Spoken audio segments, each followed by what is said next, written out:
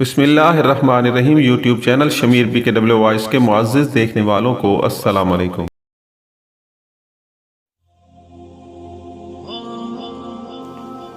दोनों आदमियों को मैंने ASI के हवाले कर दिया। इन दोनों की खातिर तवाज़ो की ज़रूरत थी क्योंकि वो बदमाश थे। चौधरी शम्स को मुश्तबा बनाकर बिठाए रखा। काजी के बेटे पर मुझे शक नहीं हो रहा था, लेकिन उसे जहन से उतारा नहीं। मेरा इरादा था कि इन लोगों का राजीनामा करा दूंगा, लेकिन चौधरी को मैंने ऐसा सबक सिखाने का फैसला कर लिया था कि वो मरते वक्त तक याद रखे। मामला संगीन हो गया मेरे लिए और बेशुमार काम थे। दूसरे केस जेरे तफ्तीश थे। अगले रोज मुझे सेशन कोर्ट में कत्ल के एक मुकदमे में पेश होना था। 25-26 मील दूर जाना था। उससे अगले रोज डिस्ट्रिक्ट पुलिस हेडक्वार्टर में जाना था। चौधरी शम्स को सारी रात थाने में रखा। उसके दोनों आदमी ASI के पास रहे। सुबह तक दोनों की तबीयत खासी बेहतर हो गई थी। ASI ने रात को उन्हें सोने नहीं दिया था और 3rd डिग्री का पहला मरहला, जो जरा नरम होता है, जारी रखा था। मैं सुबह रवाना होने लगा तो चौधरी और उसके आदमियों को अलग अलग बुलाकर कहा कि मैं इन्हें छोड़ रहा हूं, लेकिन वो शहर से बाहर नहीं जा सकते। उन्हें छोड़ने से पहले ASI ने मुझे बताया था कि ये बेगुनाह मालूम होते हैं। चौधरी के साथ भी ASI ने बातें की थी। चौधरी उसके आगे रोता रहा था, लेकिन मलिक साहब, ASI ने मुझे कहा था, इस चौधरी शम्स को आप इतना कच्चा न समझें। थाने के 3 कांस्टेबल और हेड कांस्टेबल नूर इलाही इसे बड़ी अच्छी तरह जानते हैं। इसके मुताल्लिक मशहूर है कि इसके जिस्म में एक हड्डी फालतू है और ये हड्डी शैतान की है। उसने अपनी बरादरी को 2 धड़ों में काट रखा है और उन्हें एक दूसरे से लड़ाता रहता है। उसके मुंह से खैर का कलमा कभी नहीं निकला। आदमी पैसे वाला है। पैसे के जोर पर और पुलिस की दोस्ती के धोखे में हर किसी पर रोब जमाता रहता है। मैं उस रोज थाने से गायब रहा। काजी अब्दुल मन्नान और उसके बेटे को मैंने पहले ही छोड़ दिया था। मैं शाम के बाद वापस आया। अगली सुबह मैं पुलिस हेडक्वार्टर चला गया। वहां से 3-3:30 बजे छुट्टी हुई। वापस आए शाम हो गई। अगली सुबह अभी सूरज नहीं निकला था कि थाने से एक कांस्टेबल मेरे घर आया। उसने मुझे बताया कि अख्तर की माँ आई है। कहती है अख्तर कल दोपहर के जरा बाद घर से निकला था, फिर वापस नहीं आया। पूरी रात गुजर गई है। वो थाने में बैठी रो रही है। 2 आदमी उसके साथ है। मैं बड़ी जल्दी तैयार होकर थाने गया। मेरे जहन में सबसे पहले चौधरी शम्स आया। अख्तर की माँ की हालत बहुत बुरी थी। रो रो कर उसकी आवाज बैठ गई थी। मुझसे अपना बच्चा इस तरह मांग रही थी जैसे उसे मैंने थाने में बंद कर रखा था। उसके साथ जो आदमी आए थे उनमें एक काजी अब्दुल मन्नान था। वो अख्तर की माँ जैसा ही परेशान नजर आ रहा था।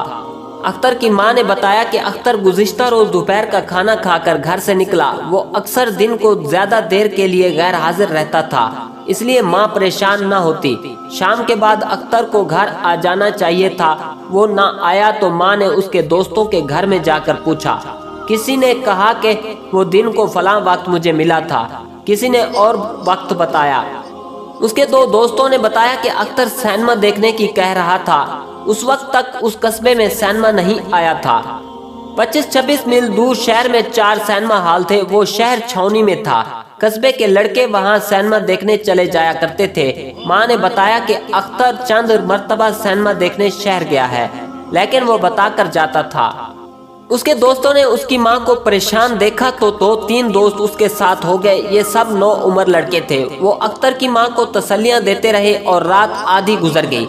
लड़के अपने अपने घरों को चले गए। माँ परेशान होने के लिए अकेली रह गई।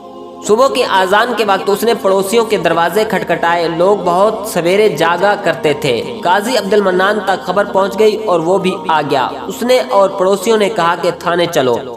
मैंने पहला काम ये किया कि चौधरी शम्स और उसके उन्हीं 2 बदमाश आदमियों को थाने लाने के लिए कांस्टेबल को भेजा और उसके बाद अख्तर की गुमशुदगी की बाकायदा रिपोर्ट लिखी। मुझे संगीन गड़बड़ नजर आ रही थी। मैं आपको बता चुका हूँ कि लड़का कुछ ज्यादा ही खूबसूरत था। मैंने उस इम्कान को रद्द कर दिया कि ये वारदात उसके रिश्ते से ताल्लुक रखती है। अख्तर की माँ ने अभी तक किसी से रिश्ता नहीं मांगा था और उसने किसी लड़की के माँ बाप को ऐसा बुरा जवाब भी नहीं दिया था कि उसका कोई दुश्मन बन जाता। अख्तर पर जो हमला हुआ था वो अब मुझे एक संगीन वारदात की कड़ी नजर आने लगी। मैंने फौरी तौर पर जो कार्रवाई की और उस रोज जो तफ्तीश की उसकी तफसील बहुत लंबी है। मुख्तसर तौर पर आपको बता देता हूँ, मैंने हर उस शख्स को थाने बुला लिया जिस पर मुझे जरा सा भी शक था। मैंने ये भी देखा कि काजी अब्दुल मन्नान अख्तर की मां का हमदर्द बनकर आया है। मैंने उस पर जहर तो न होने दिया, लेकिन उसे बहाने बहाने से थाने में रोके रखा। उसके दोनों बेटों को भी थाने बुला लिया। अख्तर की मां को मैंने तसल्ली दिलासा देकर घर भेज दिया। मेरे लिए ये केस खासा मुश्किल था। मैं लड़के को कत्ल होने से पहले ढूंढ लेने की कोशिश में था। ये भी डर था कि वो कत्ल न हो चुका हो। सीढ़ियों से गिरा या दरख्त से? मैंने काजी के छोटे बेटे को देखा। उसके सर पर पट्टी बंधी हुई थी। उसे अलग करके पूछा कि सर पर जख्म कहाँ से आया है। कहने लगा कि सीढ़ियों से गिरा था। मैंने पूछा सर के अलावा कहाँ चोटें आई हैं। उसने कहा कि कहीं भी नहीं। उसके एक बाजू की कलाई पर नजर पड़ी। वहाँ मोटा सा उभार था जिसका रंग नीला था। ये बड़ी सख्त चोट थी।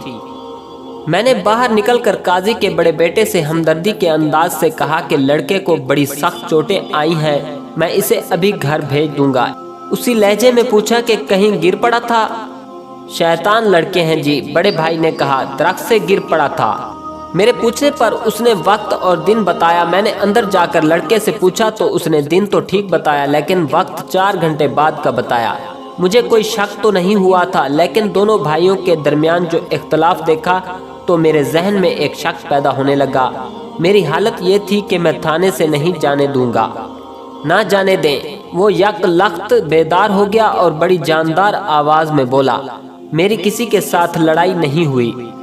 ये मैं आपको पहले बता चुका हूँ कि ये खानदान आजकल की पंजाबी फिल्मों के हीरो जैसा था। वो जो कहते हैं कि मैं मौत की आंखों में आंखें डालूं तो मौत के चेहरे पर पसीना आ जाता है।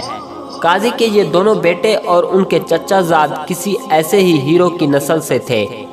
अगर ये लड़का फौरन बता देता कि वो वाकई सीढ़ियों से या दरख्त से गिरा है तो मैं उस पर शक न करता।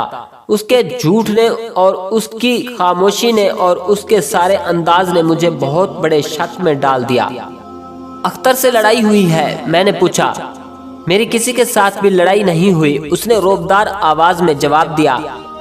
मैंने एक हेड कांस्टेबल को बुलाया और उसे कहा कि इस लड़के को उस कमरे में ले जाकर बिठा दे। हेड कांस्टेबल को मालूम था कि वो कौन सा कमरा है। मैं फौरी तौर पर लड़के पर जरा सा भी तशद्दुद नहीं करना चाहता था। हेड कांस्टेबल ने लड़के को उठाया। देख काका, मैंने काजी के बेटे से कहा, कमीज पहन ले और इसके साथ चला जा। ये तुम्हें अकेला बिठा देगा। वहाँ आराम से बैठकर सोचना कि सच बोलना है या झूठ। उसे भेजकर मैंने उसके बड़े भाई को बुलाया। अच्छी तरह सोचकर बताओ, मैंने पूछा, तुम्हारा भाई सीढ़ियों से गिरा था या दरख्त से? वो क्या कहता है? उसने मुझसे पूछा। मेरे सवाल का जवाब दो, मैंने कहा। मुझे उसने बताया था कि दरख्त से गिरा है। उसने जवाब दिया। आपको शायद उसने ये बताया है कि सीढ़ियों से गिरा है। वो ना सीढ़ियों से गिरा है ना दरख्त से। मैंने कहा, अगर तुम लोग मुझसे इज्जत कराना चाहते हो और यहाँ से इज्जत से रुखसत होना चाहते हो तो सही बात बता दो। सही बात यह है कि वो कहीं से भी नहीं गिरा। उसकी किसी के साथ लड़ाई हुई है और वो लाठियां या डंडे खाकर आया है। बाहर जाकर अच्छी तरह सोच लो। अपने वालिद साहब के साथ भी बात कर लो। जब तक मुझे सही जवाब नहीं मिलेगा मैं किसी को थाने से बाहर नहीं जाने दूंगा।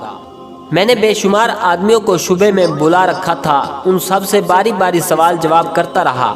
सूरज गुरूब हो गया। मैंने चौधरी शमस को अपने दफ्तर में बिठा लिया और उसे कहा कि वो लड़का बरामद कर दे तो मैं उसके खिलाफ केस नहीं बनाऊंगा। वो गज गज उछलता और कस्में खाता था। मैं उसकी एक भी नहीं सुन रहा था। मैं तो किसी की भी नहीं सुन रहा था। काजी अब्दुल मन्नान मेरे पास आया। मलिक साहब, उसने कहा, क्या अब हम जा सकते हैं? आपने मेरे दोनों बेटों को यहाँ बुला लिया है। अगर आपको हमारी जरूरत ना हो तो आप और आपके बेटे ही थाने में नहीं आए बैठे। मैंने कहा, आप देख नहीं रहे मैंने कितने लोगों को बुला रखा है। थोड़ी देर और रुक जाएं। मेरे बेटे को जाने दें। उसने कहा, वो बेचारा जख्मी है, उसे बहुत चोटें आई हैं। चोटें कैसे आ गई उसे काजी साहब? मैंने बेतकल्फी के लहजे में पूछा। कहीं भागते दौड़ते गिर पड़ा था। उसने कहा, काजी साहब, मैंने कहा आप और आपके बेटे आपस में बात करके तय कर लेते कि लड़का कहाँ गिरा था तो इस वक्त आप अपने दोनों बेटों के साथ अपने घर बैठे हुए होते। अब आपको न जाने कब तक मेरे घर में बैठना पड़ेगा, आप बाहर तशरीफ रखें। मैंने एएसआई से कहा कि वो पूछगछ जारी रखे, उसे कुछ हिदायत दी और मैं खाने और ज़रा सस्ताने के लिए घर चला गया। मैंने सारी रात काम करने का फैसला कर लिया था, ना खुद सोना था ना किसी को सोने देना था। पुराना मरीज लगता था। मैं घर जाकर नहाया, खाना खाया और लेट गया। मैं इतना थका हुआ था कि लेटते ही आंख लग गई। आंख खुली तो पता चला कि मैं 3 घंटे सोया रहा हूँ। मैं प्राइवेट कपड़ों में थाने चला गया। रात के 11 बज चुके थे। बड़े शहरों में रात के 11 बजे शाम होती है। कस्बों में लोग 11 बजे तक सो चुके होते हैं। फिर भी बाजारों में कुछ चहल पहल रहती है। मैं जिस वक्त की बात कर रहा हूँ उस वक्त कस्बों में सूरज गुरूब होने के 2 घंटे बाद तक गलियां और बाजार सुनसान हो जाया करते थे। कस्बों में सिनेमा और होटल नहीं होते थे। आजकल की निस्बत आबादी बहुत थोड़ी थी। उस रात मेरी कहानी वाला कस्बा हस्बे मामूल सो गया था, लेकिन मेरे थाने में रौनक थी। एएसआई किसी मुश्तबा से पूछगछ कर रहा था। मैं इधर उधर टहलता रहा। काजी अब्दुल मन्नान मेरे पास आया और कहने लगा कि इसे थोड़ी सी देर के लिए घर जाने की इजाज़त दी जाए। मैंने उसे एहतराम से कहा कि वो अभी घर नहीं जा सकता। वो हटा तो उसका बड़ा बेटा मेरे सामने आ गया। उसने भी कहा कि वो थोड़ी सी देर के लिए घर जाना चाहता है और वो जल्दी वापस आ जाएगा। बाप बेटे को घर जाने की क्या जल्दी है? मैंने मुस्कुराते हुए पूछा। मैं तुम्हारे घर पैगाम भिजवा देता हूँ कि तुम, तुम्हारा भाई और तुम्हारे वालिद साहब बिल्कुल खैरियत से हैं, फिक्र ना करें। आप क्यों तकलीफ करेंगे? उसने कहा। मैं दौड़कर जाता हूँ और दौड़ता आ जाऊंगा।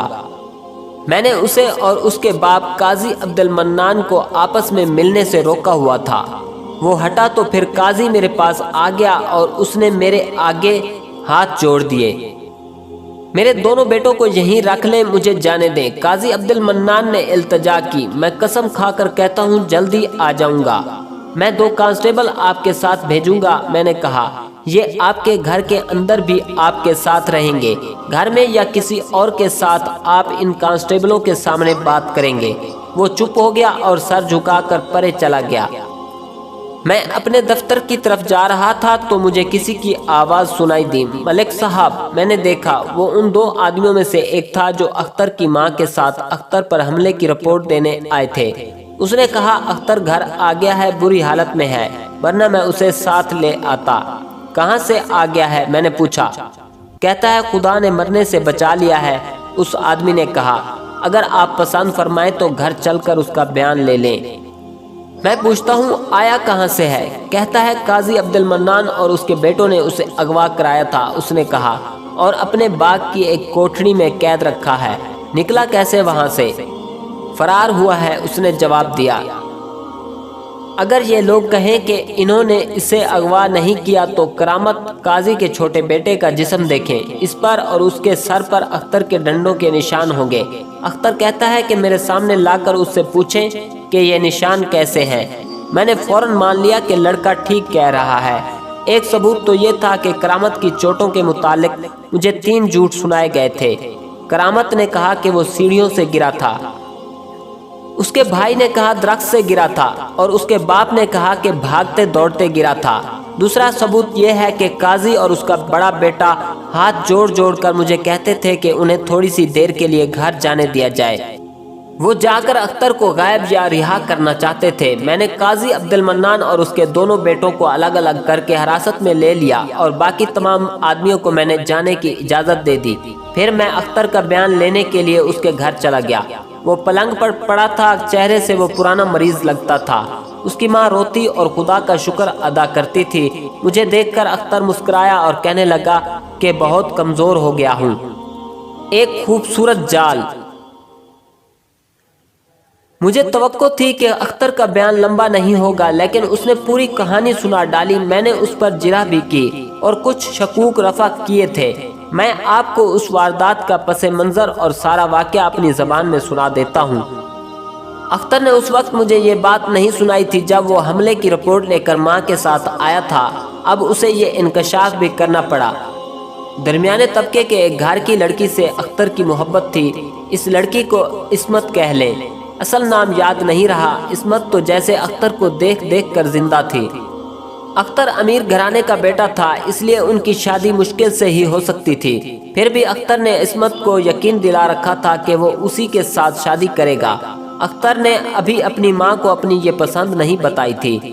اس نے مجھے بتایا کہ وہ اپنی ماں کے لیے کوئی مسئلہ پیدا نہیں کرنا چاہتا۔ عصمت میری ماں کی بہت خدمت کرتی ہے، اس نے کہا۔ اس کی ماں مجھے بہت چاہتی ہے، اس کا اپنا کوئی بیٹا نہیں۔ مجھے امید ہے کہ میری امی مان جائے گی۔ عصمت بہت خوبصورت لڑکی ہے۔ اختر اور عصمت ایک دوسرے کے گھروں میں بے تکلفی سے آتے جاتے تھے۔ 3-4 مہینوں سے کرامت قاضی عبد المنان کے چھوٹے بیٹے نے بھی عصمت کے گھر جانا شروع کر دیا تھا۔ ان کی قریبی رشتہ داری تھی۔ عصمت نے اختر کو بتایا کہ کرامت اس کے ساتھ بے تکلف ہونے کی کوشش کرتا ہے۔ کرامت کی یہ کوشش بڑھتی گئی اور نوبت یہاں تک پہنچی کہ عصمت نے کرامت کو صاف کہہ دیا کہ وہ اس کے ساتھ ایک رشتہ دار سے بڑھ کر کوئی تعلق نہیں رکھنا چاہتی۔ کرامت نے اسے کہا کہ اختر کے ساتھ تو تم نے بڑا گہرا تعلق رکھا ہوا ہے۔ عصمت نے اسے یہ بھی بتا دیا کہ اختر کے مقابلے میں وہ کسی کو کچھ نہیں سمجھتی۔ کرامت پھر بھی اس کے پیچھے پڑا رہا۔ 2-3 روز بعد عصمت کے گھر چلا جایا کرتا تھا۔ کوئی اور موقع پیدا کر کے عصمت سے ملتا اور اسے اختر کے خلاف کرنے کی کوشش کرتا۔ عصمت نے ایک روز جل کر اسے کہا کہ اختر کے سامنے تم بھنگی لگتے ہو، پھر مجھے تنگ کیا تو میں تمہارے ابا کو بتا دوں گی۔ کرامت کے متعلق میں پہلے بتا چکا ہوں کہ آج کل کی پنجابی فلموں کے ہیرو جیسا تھا۔ اپنے آپ کو یہ لوگ نواب سمجھتے تھے۔ کرامت عصمت کی یہ چوٹ کیسے برداشت کر لیتا؟ اس نے عصمت سے کہا کہ اختر کو ڈھونڈتی رہنا، اب تمہیں اس کی لاش ہی ملے گی۔ اس نے یہ بھی کہا کہ اختر نے ہمارے خاندان کی بے عزتی بھی کی ہے۔ اسی دن یا دوسرے دن اختر اور کرامت کی لڑائی ہو گئی، وہ میں آپ کو سنا چکا ہوں۔ اختر نے کرامت کو بہت مارا، پھر اختر پر حملہ ہوا۔ عصمت کو پتہ چلا تو وہ اختر کے گھر گئی۔ وہ بہت پریشان تھی۔ اختر کی ماں باورچی خانے میں گئی تو عصمت نے اسے بتایا کہ کرامت نے اسے کیا دھمکی دی تھی۔ عصمت نے کہا کہ تم پر یہ وار کرامت نے ہی کیا ہے۔ دوسرے دن اس کی تصدیق ہو گئی۔ کرامت کھوکھلا نوجوان تھا۔ اس نے عصمت سے کہا کہ اختر خوش قسمت ہے کہ بچ گیا ہے۔ اگر اس کی زندگی چاہتی ہو تو اس کی دوستی ترک کر دو۔ عصمت پردہ دار اور نوجوان لڑکی تھی۔ اس میں اتنی ہمت نہیں تھی کہ اپنے ماں باپ کو بتاتی کہ اختر پر وار کرامت نے کیا ہے۔ کرامت نے عصمت سے یہ بھی کہا تھا کہ کسی کو بتاؤ گی تو میں تمہیں سارے شہر میں بدنام کر دوں گا۔ عصمت نے اختر کو بتایا کہ کرامت کیا کہہ گیا ہے۔ اب اختر کو یقین ہو گیا کہ اس پر حملہ کرامت نے ہی کیا ہے۔ تم نے دوبارہ تھانے آ کر مجھے کیوں نہ بتایا؟ میں نے اختر سے پوچھا۔ میں مر تو نہیں گیا تھا، اختر نے کہا۔ میں اپنے ہاتھوں انتقام لینا تھا اور اس پر بالکل اسی طرح وار کرنا چاہتا تھا جس طرح اس نے مجھ پر کیا تھا۔ اختر نے عصمت سے کہا کہ وہ آج ہی موقع پیدا کر کے کرامت سے ملے اور اسے کہے کہ وہ اس سے ڈر گئی ہے اور اختر کی دوستی چھوڑ رہی ہے۔ پھر اسے کہے کہ وہ ساتھ والے کھیتوں میں رات کو آ جائے۔ عصمت اس کے ساتھ مزید بات کرے گی لیکن عصمت وہاں نہ جائے۔ عصمت پر جذبات اور غصے کا غلبہ تھا، وہ بھی انتقام لینے کو بے تاب تھی۔ کرامت نے خود عصمت کو ملاقات کا موقع دے دیا۔ وہ عصمت کے گھر چلا گیا۔ عصمت نے اس کے کان میں کہا کہ آج رات فلاں جگہ آ جانا۔ اس نے کرامت سے وہی بات کہی جو اختر نے اسے بتائی تھی۔ کرامت کی بانچیں کھل گئیں۔ وہ بہت ہی خوش تھا کہ اس کی دھمکیاں اور اس کا وار کام کر گیا ہے۔ اس نے عصمت سے کہا کہ وہ آ جائے گا۔ عصمت نے اسی روز اختر کو بتا دیا کہ رات کرامت کھیتوں میں آ رہا ہے۔ پھر جال پھینکنے والا جال میں آ گیا۔ اختر کھیتوں میں آ گیا۔ گندم کی فصل کمر تک اونچی تھی۔ چاندنی رات ذرا مدھم تھی۔ اختر ایک مینڈ پر بیٹھ گیا تھا۔ اس کے ہاتھ میں موٹا ڈنڈا تھا۔ اسے وہاں بیٹھے زیادہ وقت نہیں گزرا تھا کہ اسے قدموں کی آہٹ سنائی دی۔ اس نے سر ذرا اوپر کر کے دیکھا۔ اسی کھیت کی دوسری مینڈ پر کوئی چلتے چلتے رک گیا تھا۔ اختر نے پہچان لیا وہ پنجابی فلموں کا ہیرو کرامت تھا جو اب ولن بن چکا تھا۔ وہ ادھر ادھر دیکھ رہا تھا۔ اسے عصمت کے آنے کی امید تھی۔ میں اسے پیچھے سے نہیں مارنا چاہتا تھا، اختر نے مجھے بیان دیتے ہوئے کہا۔ میں نے اسے للکار کر وار کرنا تھا۔ میں اٹھا اور اس کی طرف چل پڑا۔ وہ آہستہ آہستہ دوسری طرف چل پڑا۔ میں اس کے قریب پہنچا۔ اس کی پیٹھ میری طرف تھی۔ میں نے کہا، منہ میری طرف کر کرامتے، میں بدلہ لینے آیا ہوں۔ اس نے میری طرف مڑ کر کہا، جا اوے دفع ہو جا یہاں سے، گردن توڑ دوں گا۔ मैंने पूरी ताकत से डंडा घुमाकर उसके सर पर मारा। वो सर से नंगा था, उसके मुंह से गाली निकली और वो सर पर दोनों हाथ रखकर आगे को झुका। मैंने एक और डंडा मारा जो उसके बाजू पर लगा। 2 डंडे उसकी पीठ पर मारे। वो बैठ चुका था। मैं वहां से भागा नहीं, आहिस्ता आहिस्ता चल पड़ा। डंडा घुमाकर फेंका और वो बड़ी दूर फसल में जा गिरा। अख्तर को मालूम नहीं था कि करामत बेहोश हुआ था या नहीं। अख्तर को चौके सर के पिछले हिस्से पर डंडा लगा था, इसलिए उसका बेहोश होना लाजमी था। करामत को पेशानी से जरा ऊपर सर पर डंडा लगा था। उसकी जिल्द फट गई थी। चोट अगले हिस्से पर पड़ने से उसे चक्कर आया होगा। वो बेहोश नहीं हुआ होगा। अब उसके सर पर पट्टी बंधी हुई थी। मैंने उसकी एक कलाई पर भी शदीद ज़रब का नीला उभार देखा था। दूसरे दिन अख्तर इस्मत के यहाँ गया और उसे बताया कि उसने रात क्या किया है। इस्मत बहुत परेशान हुई। उसने अख्तर से कहा कि वो करामत से मोहतात रहे। अख्तर को करामत का कोई डर नहीं था।